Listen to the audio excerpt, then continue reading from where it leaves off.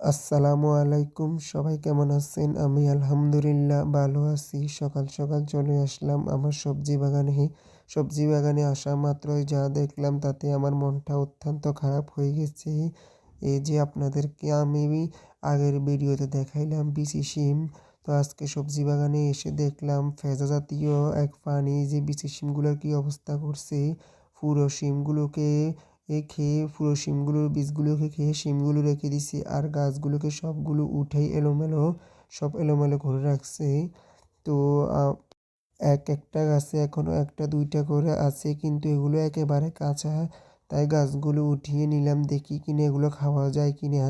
তো এই যে দেখেন এই পাশেও কয়েকটা আছে, এগুলো এখনো খাই নাই, না জানি কালকে বা পরশুদিনের মধ্যে ওগুলো খায় কিনা। এরপর দেখেন কয়েকটা টমেটো ছিল, ওগুলো উঠিয়ে নিলাম। এই যে দেখেন বিচি শিমগুলো, এগুলো কয়েকটা এলোমেলো করে রাখছে, তো এগুলো নিয়ে নিলাম শিমগুলা। তারপর চলে আসলাম এই যে একটা কচি লাউ আছে, ওই লাউটাও উঠিয়ে নিতে।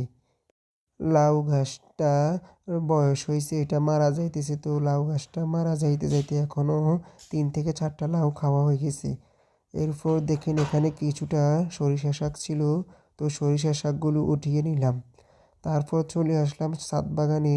ছাদ বাগানেও একটা কচি লাউ আছে, ওইটাও উঠিয়ে নিলাম। কচি থাকতে লাউ না খাইলে এটা পরে এত স্বাদ লাগে না, তাই কেটে নিলাম। এটাও খাওয়ার উপযোগী হয়ে গেছে। তারপর এই যে দেখেন আমি আজকে সবজি বাগান থেকে কি কি সবজি উঠিয়ে নিলাম। বিচি শিমের শিম থেকে বীজগুলো আলাদা করে নিলাম। এরপর দেখেন শিমগুলো থেকে বীজগুলো বের করে নিয়েছি। এই যে দেখেন বীজগুলো নীল কালারের বীজগুলো কি সুন্দর লাগতেছে, মাশাল্লাহ।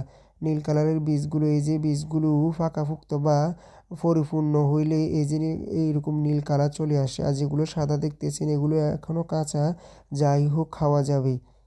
বিচি শিমগুলো দেখতে কি সুন্দর লাগে, মাশাআল্লাহ। এগুলো খেতেও কিন্তু অনেক টেস্ট বা অনেক স্বাদ।